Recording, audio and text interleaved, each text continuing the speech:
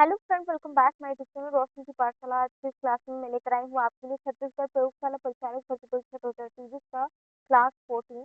ठीक है, जिसमें हम देखेंगे फिजिक्स का इंपॉर्टेंट टॉपिक यांत्रिकी वाले टॉपिक से बार बार क्वेश्चन पूछे गए हैं, तो 35 क्वेश्चन आंसर हम देखेंगे। ठीक है, इससे तो इसमें जो है 50 लिखा गया, लेकिन जो है 35 क्वेश्चन हम देखेंगे। ठीक है, तो याद रखना सारे क्वेश्चन जो है रिपीटेड है। ठीक है, अगर आपने प्रीवियस क्लासेस नहीं देखा है तो जाकर प्लेलिस्ट में जरूर देख लीजिएगा।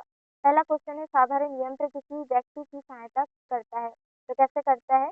कम बल का प्रयोग करके भी जो है उतनी ही मात्रा में भी काम करने में जो है सहायता करता है। ठीक है, तो इसका राइट आंसर हो जाएगा ऑप्शन डी। नेक्स्ट क्वेश्चन है, एक व्यक्ति एक संवेदनशील तराजू पर खड़ा है, यदि वह गहरी सांस अंदर लेता है तो तराजू की रीडिंग होगी। देखिए, तराजू की रीडिंग जो है बढ़ेगी, क्योंकि 1 लीटर वायु का जो वज़न होता है 1.225 होता है। ठीक है? तो अगर वो साँस लेता है तराजू में खड़ा व्यक्ति, तो 1.225 ग्राम जो है उसकी वज़न में बढ़ोतरी होगी, तो तराजू की रीडिंग क्या होगी? वो बढ़ेगी। नेक्स्ट क्वेश्चन हम देख लेते हैं, निम्नलिखित में कौन-सी राशि सदिश नहीं है? तो सदिश कौन-सी राशि नहीं है? तो इसका राइट आंसर हो जाएगा, उसका राइट आंसर है आयतन। ठीक है, सदिश राशि वे होता है जिसको जो है व्यक्त करने के लिए दिशा और परिमाण दोनों की आवश्यकता होती है। ठीक है, उसे जो है क्या कहा जाता है? सदिश राशि कहा जाता है। जैसे कि विस्थापन है, वेग है और बल, ये क्या है? सदिश राशि है। नेक्स्ट क्वेश्चन है, निम्नलिखित में से कौन सी सदिश राशि है? तो सदिश राशि कौन सी है? तो इसका राइट आंसर हो जाएगा विस्थापन, जिसको डिस्प्लेसमेंट भी कहा जाता है। निम्नलिखित में से कौन सी सदिश राशि नहीं है? तो इसमें से जो है गति, वेग और बलाघूर्ण, विस्थापन, ये सभी जो है सदिश राशि है। इसका राइट आंसर हो जाएगा ऑप्शन ई। नेक्स्ट क्वेश्चन है, निम्नलिखित में से कौन सी अदिश राशि है? तो अदिश राशि कौन सी है? तो इसका राइट आंसर हो जाएगा फ्रेंड दाब। तो निम्नलिखित में से निम्नलिखित में से कौन सी एक सदिश राशि है? तो निम्नलिखित में से एक सदिश राशि कौन सी है? तो इसका राइट आंसर हो जाएगा संवेग। नेक्स्ट क्वेश्चन है, पदार्थ के संवेग और वेग के अनुपात में कौन सी भौतिक राशि प्राप्त की जाती है? तो इसका राइट आंसर हो जाएगा द्रव्यमान। ठीक है, संवेग बराबर जो है द्रव्यमान गुणा वेग होता है। ठीक है, तो इससे जो है भौतिक राशि द्रव्यमान प्राप्त की जा सकती है। नेक्स्ट क्वेश्चन है, बल गुणनफल है, तो बल गुणनफल किसका है? तो इसका राइट आंसर हो जाएगा, किसका है? द्रव्यमान और त्वरण का है। ठीक है, बल। नेक्स्ट क्वेश्चन हम देखे थे, यदि किसी घन के आयतन और पृष्ठ क्षेत्रफल को निरूपित करने वाली संख्याएं समान हो तो उस घन के किनारे की लंबाई मास की इकाई होगी, कितनी होगी? 6 होगी। ठीक है, नेक्स्ट क्वेश्चन हम देख लेते हैं, ऊर्जा संरक्षण का आशय है, तो ऊर्जा संरक्षण का आशय क्या है फ्रेंड? तो इसका राइट आंसर हो जाएगा, ऊर्जा न तो सृजन हो सकता है और न ही विनाश हो सकता है, ये सत्य है। ठीक है, ये जो है इसका राइट आंसर हो जाएगा ऑप्शन डी। ठीक है, यानी कि ऊर्जा संरक्षण के मूल सिद्धांत के अनुसार जो है ऊर्जा न तो सृजन हो सकता है और न ही विनाश हो सकता है। ठीक है, तो याद रखना। नेक्स्ट क्वेश्चन हम देख लेते हैं, हमारे द्वारा उपयोग किए जाने वाले ऊर्जा के अधिकांश स्रोत संग्रहित और ऊर्जा का प्रतिनिधित्व करते हैं, निम्नलिखित में से कौन सा अंततः सूर्य की ऊर्जा में उत्पन्न नहीं होता है? तो इसका राइट आंसर हो जाएगा, कौन सा है?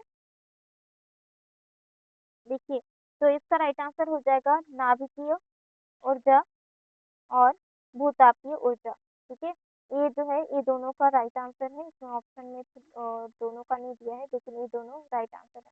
नेक्स्ट हम देख लेते हैं, हवाओं की ऊर्जा होती है, हवाओं की ऊर्जा कैसे होती है? तो इसका राइट आंसर हो जाएगा, केवल गतिज होती है। ठीक है, क्योंकि गति जिससे होती है, क्योंकि ये जो है गति करती है ना, इसलिए गतिज होती है। नेक्स्ट क्वेश्चन है, वायु शक्ति विंड पावर में ऊर्जा का कौन सा रूप विद्युत ऊर्जा में परिवर्तित होता है? तो इसका राइट आंसर हो जाएगा गतिज ऊर्जा। नेक्स्ट क्वेश्चन हम देख लेते हैं, सूची 1 को सूची 2 से सम्मिलित कीजिए। तो और नीचे जो है पुट दिया गया है, तो उसको जो है आंसर बताना है। ठीक है, तो देखिए, उष्मा से वैद्युत, ऊष्मा से विद्युत जो है क्या है, सौर सेल, और विद्युत से यानी कि ऊष्मा से विद्युत जो है सौर सेल, और विद्युत से ध्वनि जो है लाउड स्पीकर, ठीक है, लाउड स्पीकर में ये ध्वनि सुन सकते हैं ना। और द्रव्यमान से ऊष्मा जो है नाभिक रिएक्टर होगा।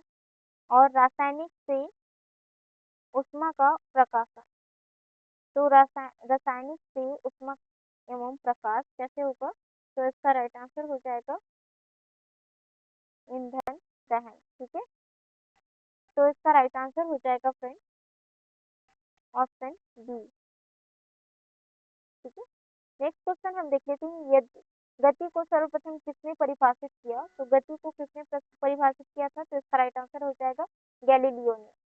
नेक्स्ट क्वेश्चन हम देख लेते हैं, न्यूटन के गति का पहला नियम जाना जाता है, तो न्यूटन के गति का पहला नियम जड़त्व का नियम के रूप में जाना जाता है, ठीक है। तो इसको जो है लॉ ऑफ इनर्शिया भी कहा जाता है, ठीक है। तो न्यूटन का जो है प्रथम नियम है जड़त्व का नियम, ठीक है। नेक्स्ट क्वेश्चन हम देख लेते हैं, एक ट्रेन जैसे ही चलना आरंभ करती है उसमें बैठे हुए यात्री एक चीज पीछे की ओर झुक जाता है, इसका कारण है, तो इसका कारण क्या है फ्रेंड, तो इसका कारण है स्थिरता का जड़त्व, ठीक है। यात्री ट्रेन की जो है चलने से जो है पीछे की ओर गिर जाता है, इसका कारण यही है कि यात्री के शरीर का निचला हिस्सा जो है गाड़ी के संपर्क में होता है, पूरे तरीके से स्टेबल रहता है, और जो है ये जो हिस्सा है गाड़ी के साथ साथ चलने लगता है, लेकिन जो है अ, ऊपरी वाला हिस्सा जो रहता है शरीर, ठीक है, वो जो है स्थिरता के जड़त्व के कारण विरामावस्था में बने रहता है, और जो है विरामावस्था में बने रहने की कोशिश करता है, ठीक है, यानी कि स्टेबल रहने की कोशिश करता है। लेकिन जब धक्का दिया जाता है या ब्रेक लगाया जाता है तब क्या होता है, वो थोड़ा पीछे की ओर गिर जाता है, ठीक है। नेक्स्ट हम देख लेते हैं, स्थित विज्ञान निम्नलिखित में से किससे संबंधित है, तो इसका राइट आंसर हो जाएगा विश्राम की स्थिति से, ठीक है। विश्राम की स्थिति से जो है संबंधित है स्थित विज्ञान, ठीक है। तो नेक्स्ट हम देख लेते हैं, कथन दिया गया है, एक पूर्णतः घर्षणहीन पृष्ठ यानी कि कंप्लीटली फ्रिक्शनलेस सरफेस पर खड़ा एक व्यक्ति सीटी बजाने से अपने को गति में ला सकता है, कारण क्या है, यदि किसी तंत्र पर कोई बाह्य बल क्रियाशील नहीं है तो इसका संवेग एच परिवर्तित नहीं हो सकता है। तो इसमें क्या बोला जा रहा है,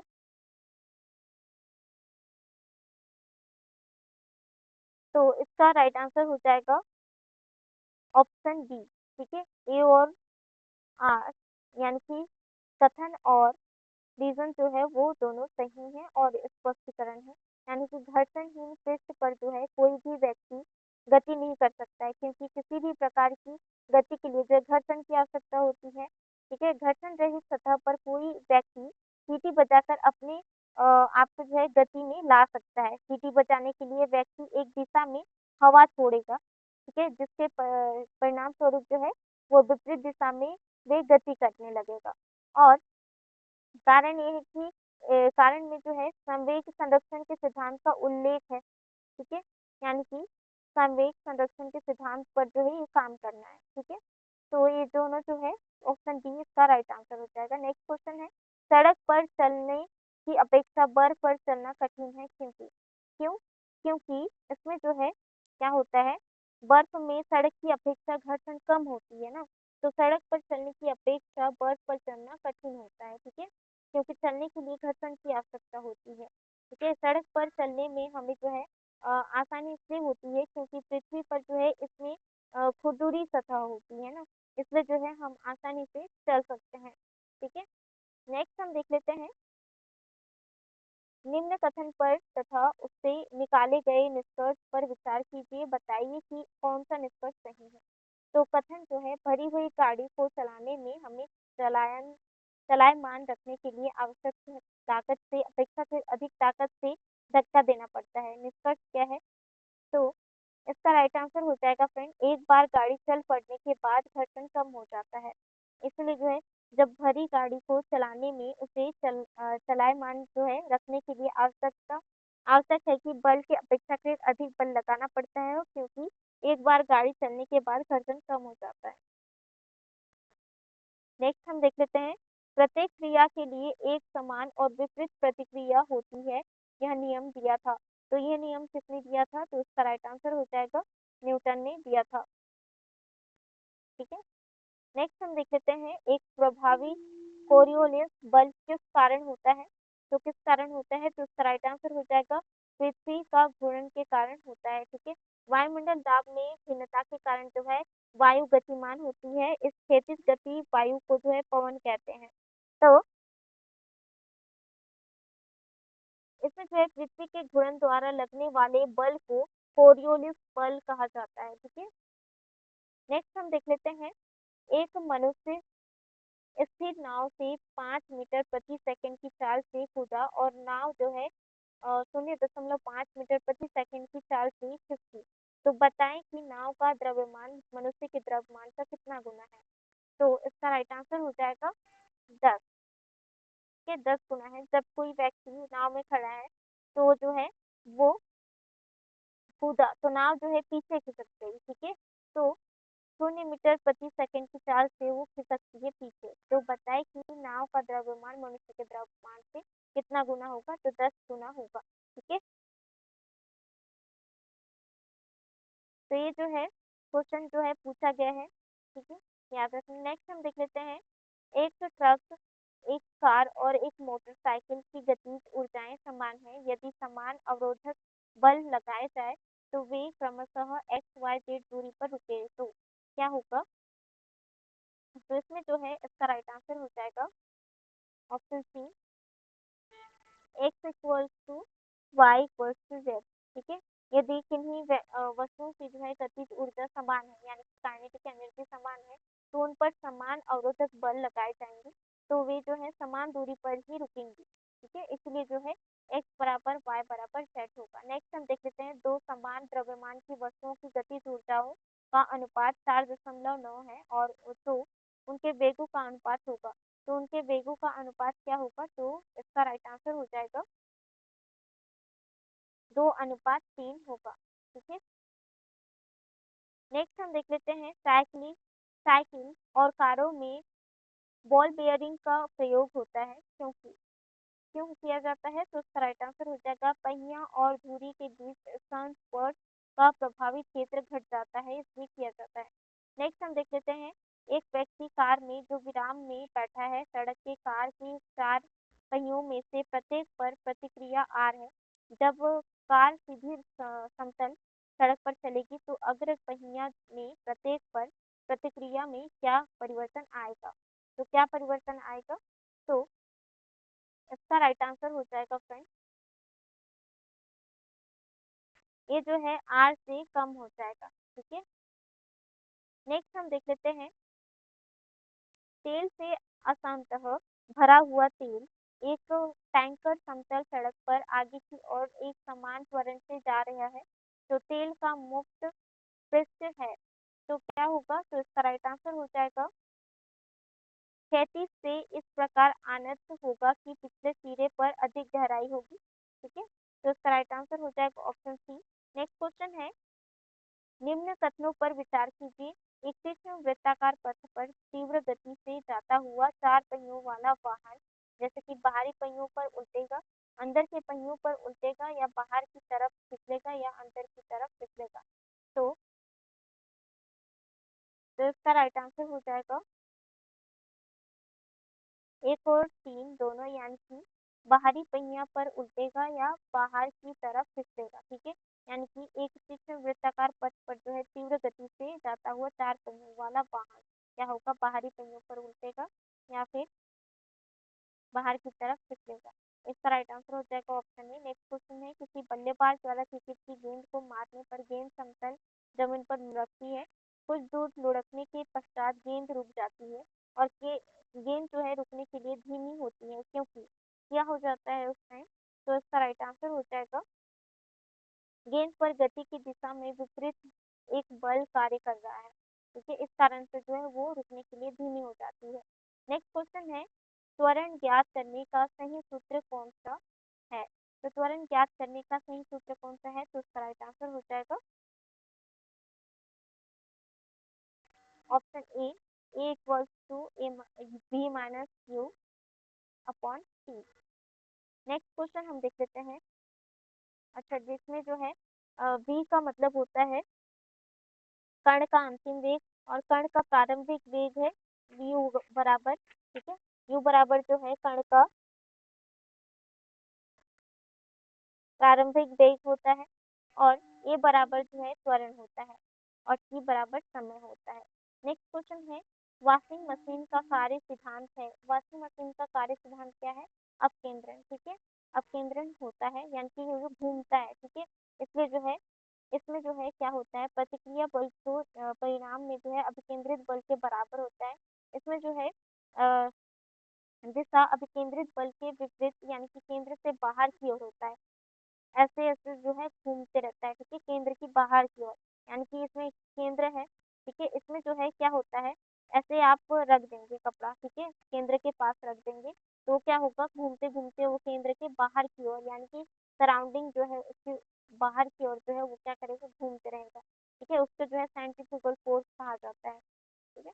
नेक्स्ट हम देख लेते हैं अ, मथने के पश्चात क्रीम का दूध से पृथक हो जाने का कारण है। तो क्या कारण है? तो इसका राइट आंसर हो जाएगा अपकेंद्रित बल, ठीक है? अपकेंद्रित बल के कारण होता है यानी कि सेंट्रीफ्यूगल फोर्स के कारण, ठीक है? यानी कि मथने के बाद जो है क्रीम का दूध से पृथक हो जाता है ना, अपकेंद्रित बल के कारण होता है, ठीक है? तो ये था आज का इम्पोर्टेंट क्वेश्चन आंसर। वीडियो कैसा लगा कमेंट करके जरूर